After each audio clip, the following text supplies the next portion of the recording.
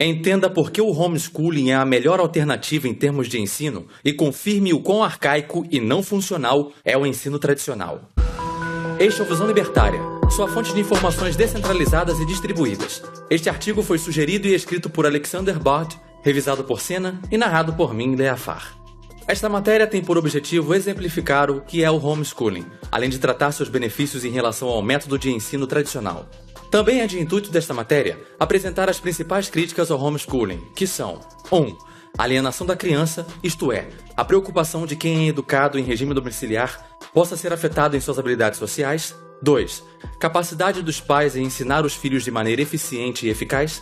3. Dificuldade ao medir o resultado. E 4. Ainda há a preocupação de que o homeschooling não seja uma prática acessível para todas as famílias.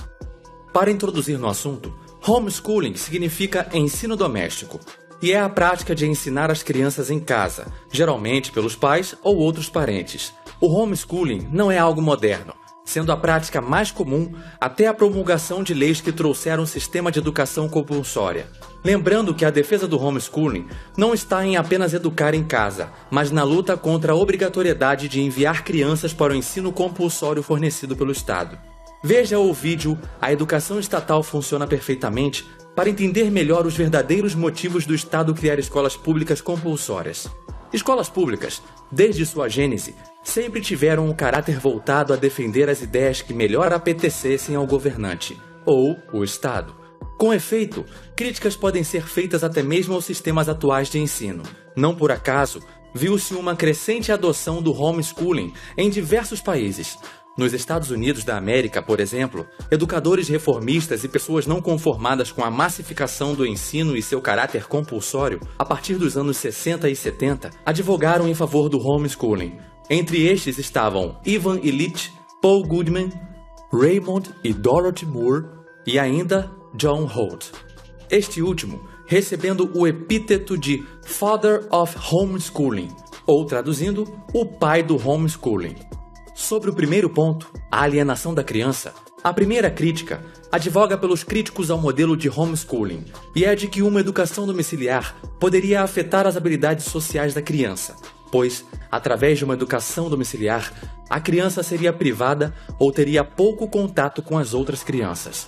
No entanto, sabe-se que um dos grandes catalisadores de problemas de interação que provocam marcas que acompanham as crianças até a vida adulta é o bullying, que acontece frequentemente nas escolas tradicionais. Colocar crianças da mesma idade para conviver a maior parte do tempo durante anos, o que poderia dar errado? Uma pesquisa das Nações Unidas mostrou que metade das crianças do mundo já sofreram bullying.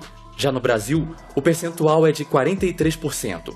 Mais de 30% dos estudantes das escolas que reportaram sofrer bullying disseram sentir-se tristes e o número dos que já pensaram em suicídio está acima de 20%. Usando a escala americana Peierls-Harris Children's Self-Concept Scale, um teste cujo objetivo é mostrar uma visão geral da autoavaliação individual de crianças em várias idades, verificou-se que crianças em regime de homeschooling têm um conceito próprio, uma autoavaliação significativamente maior do que crianças de escolas tradicionais. São poucas as crianças em regime de homeschooling socialmente reclusas ou com pouca habilidade social. Salienta-se que aqueles que advogam contra o homeschooling, sob a alegação de prejuízo social para as crianças, estão, na verdade, criticando a parte que é vantajosa aos homeschoolers. Ainda nesse sentido, em 2003, a Homeschool Legal Defense Association fez uma vasta pesquisa fazendo o levantamento de dados conduzido pelo Dr. Brian Ray. Neste estudo, foi possível apurar resultados de mais de 7.300 adultos que cresceram em regimes de homeschooling. Pelo menos 5.000 destes foram ensinados em homeschooling por ao menos 7 anos. Os resultados apontaram que não há problemas no aspecto social no que se refere aos homeschoolers. No tocante a se os homeschoolers teriam ou não facilidade para arranjar um emprego, se inserir na comunidade, ter boa relação com aqueles que o cercam, inclusive contribuindo para com estes, a pesquisa mostrou que sim, homeschoolers conseguiram alcançar uma grande variedade de ocupações, desde trabalhos em escritório, operador de máquinas, militares, etc. eles foram perseverantes em suas vidas acadêmicas. Foi apurado que para os homeschoolers, o fim dos estudos em casa não necessariamente significou o fim do aprendizado. Isso porque mais de 74% dos que foram educados em casa, em idades de 18 a 24 anos, estavam na época da pesquisa, fazendo alguma faculdade ou um Associate Degree, um curso de curto período, geralmente de 2 anos, que tem como propósito servir como um preparatório para uma graduação completa em uma universidade americana, semelhante às graduações tecnológicas brasileiras. Notou-se nos Estados Unidos que os homeschoolers são mais ativos em suas comunidades, com 71% deles fazendo parte em atividades como serviços comunitários, como exemplo, treinador em time de esportes, voluntários nas escolas e também voluntários em trabalhos religiosos, assim como em associações de vizinhos.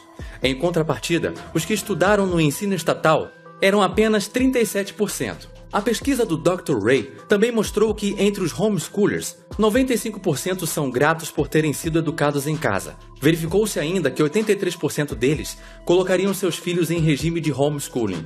E dos 812 entrevistados que tinham filhos de 5 anos ou mais velhos, 74% deles já ensinam os filhos em regime de homeschooling. O segundo ponto é quanto aos pais não serem capazes de proporcionar uma educação própria para a criança de maneira eficiente e eficaz, visto que não foram treinados formalmente. Ainda esses pais, como professores, poderiam causar efeitos acadêmicos ruins às crianças. Essa é uma crítica comum ao homeschooling. A preocupação é válida, no entanto, não se reflete nos casos estudados. Pelo contrário, os pais estão tão aptos que crianças em homeschooling mostraram ter resultados maiores do que crianças que estudam em escolas tradicionais. Lembrando que homeschooling também dá o direito aos pais de contratar livremente professores para auxiliar no ensino. Por exemplo, a média de notas do SAT, o teste padronizado amplamente usado nos Estados Unidos, mostrou que os estudantes ensinados via homeschooling apresentaram notas maiores. Enquanto que os estudantes tradicionais tiraram notas como 497 em leitura crítica, 513 em matemática e 487 em escrita, os estudantes em homeschooling apresentaram nessas respectivas matérias 567, 521 e 535, algo em torno de 10% de vantagem se comparar às médias. Esses melhores resultados dos estudantes em homeschooling se dão pois o ensino no método domiciliar tende a fluir muito melhor. Afinal, a criança está tendo atenção individual e uma programação de ensino dinâmica, que respeita as dificuldades e as potencialidades do estudante. Por exemplo, uma criança pode ter um melhor aprendizado através de imagens, já outra apenas por ouvir, e há aqueles que aprendem melhor fazendo algo na prática, além de outras maneiras como jogos, brincadeiras, desafios, etc. Através do ensino tradicional, essas reformas de estudo alternativo são quase nulas, e mesmo quando empregadas, não conseguem atingir o aluno em seu nível individual, atendo-se às especificidades dele. Isso acontece devido ao método compulsório de ensino ser padronizado. Para alguns, esse método pode funcionar, para outros, não. A internet torna fácil encontrar ferramentas, instruções e os melhores métodos para o ensino mais eficiente e eficaz. Printowski, em seu ensaio sobre "Sou qualificado para ensinar meus filhos?", dá a entender que uma importante característica para que os pais ensinem bem seus filhos é permitir-se aprender junto da criança e ser humilde, pois dessa forma estimula-se a criança a aprender. Ainda segundo o autor, os melhores momentos aconteciam quando este, enquanto ensinava, descobria algo junto com os estudantes. Isso tanto em sala de aula como em sua casa. Com as redes sociais, torna-se exequível a ideia de juntar diferentes pais que queiram educar seus filhos em casa. Há casos no Brasil de grupos de pais, o que será discutido mais à frente. Para ilustrar um caso prático para os pais que tenham essa dúvida de serem aptos ou não a ensinar os filhos, traz-se para o debate o caso da arquiteta Emília Lourenço, mãe de Clarissa, de 5 anos. Emília tentou pôr a filha na escola, mas esta não aceitou bem a experiência. A menina tornou-se mais irritada, menos interativa, preferindo brincar sozinha e chorando por qualquer motivo, comportamentos que não eram do feitio da filha. Ainda havia a questão de a escola ser muito longe de casa, o que fazia com que ambas passassem muito tempo no trânsito. A fim de tornar a filha alegre novamente, Emília tirou Clarice da escola e passou a ensiná-la em casa. Desde então, A arquiteta relata que houve muitas melhoras no comportamento de Clarice, esta sentindo-se de novo mais alegre, tendo prazer por aprender, pela leitura e ainda se tornando mais curiosa e cheia de criatividade. Emília relata não ver mais motivos para buscar uma instituição formal, já que, segundo ela, tudo o que fazíamos em casa contribuía para ela ser uma criança plena. O terceiro ponto é em relação a como mensurar os resultados do homeschooling. Lembrando que existem várias maneiras e habilidades que não são ensinadas no ensino estatal e podem ser muito mais importantes do que ser ensinadas nas escolas preparadas por políticos, como exemplo, direito, lógica, empreendedorismo, programação, educação financeira, etc. Portanto, é difícil comparar alunos de um tipo ou de outro de ensino, mas podemos usar até provas de supletivo ou até mesmo o Enem. Calma, amigo libertário. Embora você não goste do Enem, nem tudo lá é baboseira estatal. Há áreas de conhecimento, principalmente em relação às ciências exatas, que são de fato bem estruturadas e podem até ser usadas para medir a excelência dos estudantes em regime de homeschooling. Além disso, eu sei que você esquerdou na sua prova do Enem, principalmente na redação. E nem por isso eu sei que você não começou a acreditar que o Estado é a solução para todos os problemas. Mas seria um experimento muito interessante colocar alunos do ensino estatal competindo com os homeschoolers em uma prova preparada com foco na vida real, feita por pais que aplicam homeschooling.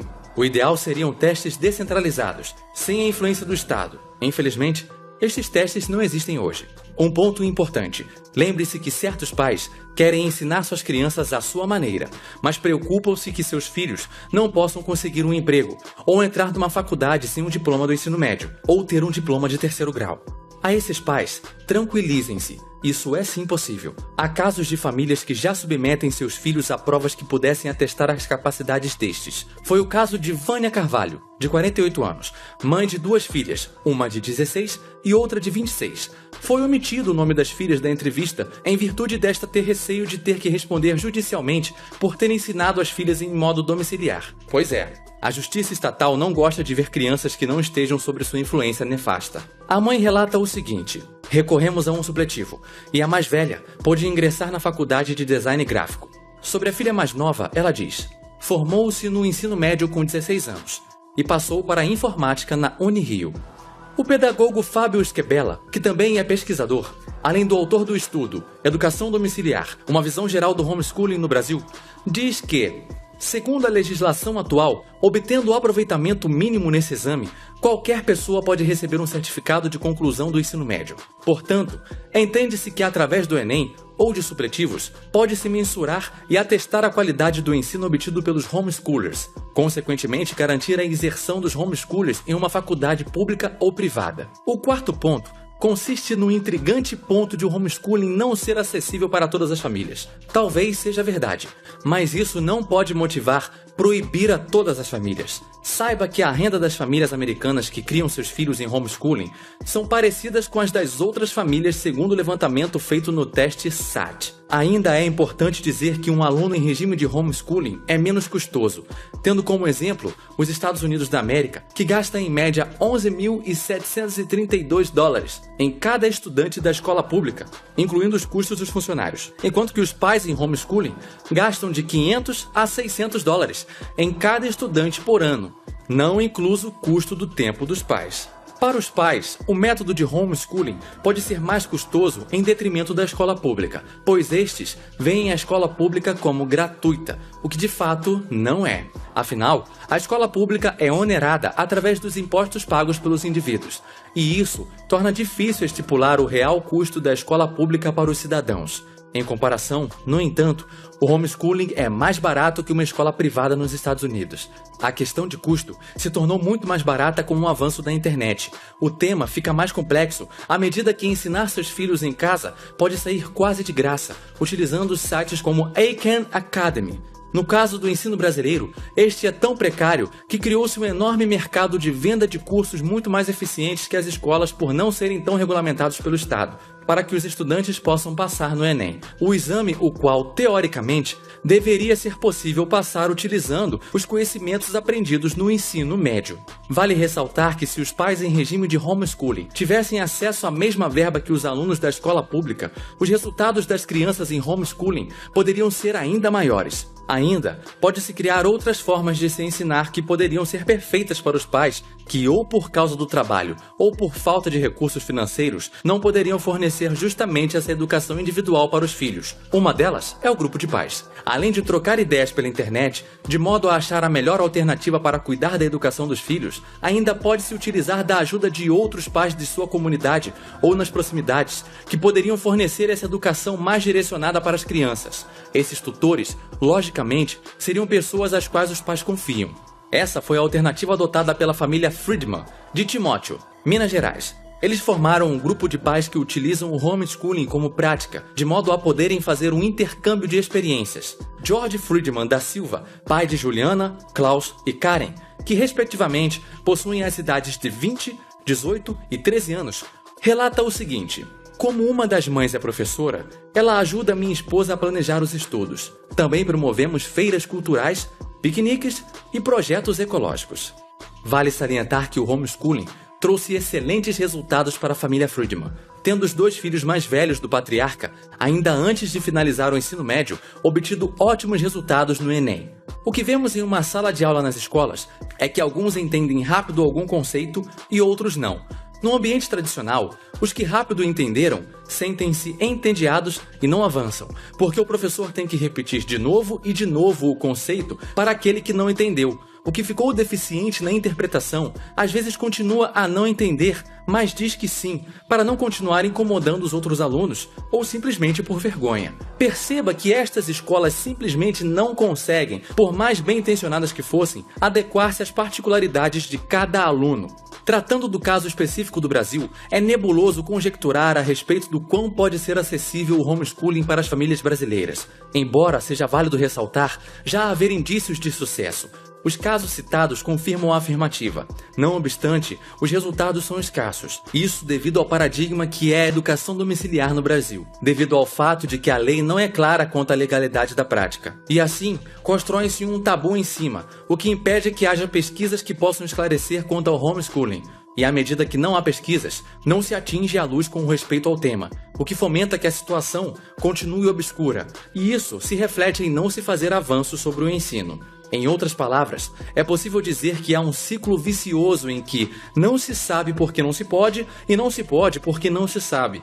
Não obstante, usando como exemplo outros países que adquiriram a prática, é possível vislumbrar e fazer paralelos com a realidade brasileira, tendo em vista ser um consenso que as escolas brasileiras estão muito aquém do que se espera e que os casos que foram averiguados sobre homeschooling mostraram que as crianças nessa modalidade de ensino conseguiam se sair bem em testes, como no Enem e no SAT, por exemplo, ainda angariando bolsas de estudo que são bastante concorridas, demonstrando também uma qualidade de vida melhor em sentidos de autossatisfação e relação interpessoal. Faz sentido que se pense nessa alternativa como uma opção.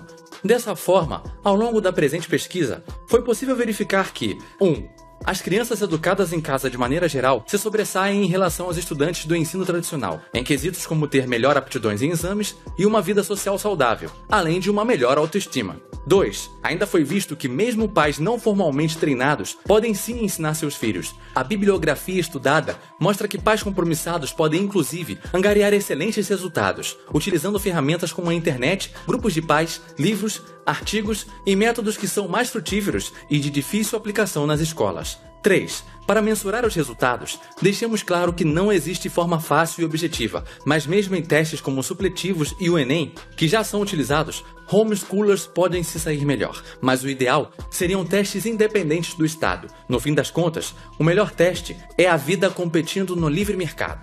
E 4. Quanto à acessibilidade do homeschooling às famílias brasileiras, verificou-se que é possível, através de grupos de pais, haver uma cooperação que ajude a não desfavorecer os pais que não disponham de recursos financeiros ou tempo. Aliado a isso, encontrar materiais online e em fóruns parece uma boa alternativa. Em adição, ainda no quesito acessibilidade por parte das famílias, é notável que homeschoolers tendem a ser menos custosos nos Estados Unidos, em detrimento dos gastos que se tem com relação aos estudantes na escola pública americana, gasto onerado pelo cidadão, mas não tão perceptível a este, e escolas privadas, gasto mais perceptível ao indivíduo. É então plausível crer que, no Brasil, os custos referentes ao homeschooling sejam menos onerosos em relação à educação pública e, de fato, serem acessíveis aos pais que utilizarem as ferramentas tecnológicas ao favor do ensino. Como considerações finais, por meio desta matéria, espera-se ter exemplificado o que é homeschooling. Aliado a isso, ter pincelado as vantagens que este possui em detrimento do ensino tradicional. Lembrando que, do ponto de vista libertário, mesmo que o ensino compulsório criado por políticos fosse melhor, é uma grave violação ética tomar crianças de seus pais coercivamente para ensinar o que políticos dizem ser importante e da forma que políticos dizem ser a melhor. Não terceirize toda a responsabilidade de educar seus filhos para o Estado. Obrigado por sua audiência. Se você gostou deste vídeo, clique no ícone de curtir abaixo e compartilhe o vídeo em sua rede social. Se você deseja ser notificado de outros vídeos, clique em se inscrever e depois no ícone de campainha. Um abraço e até a próxima.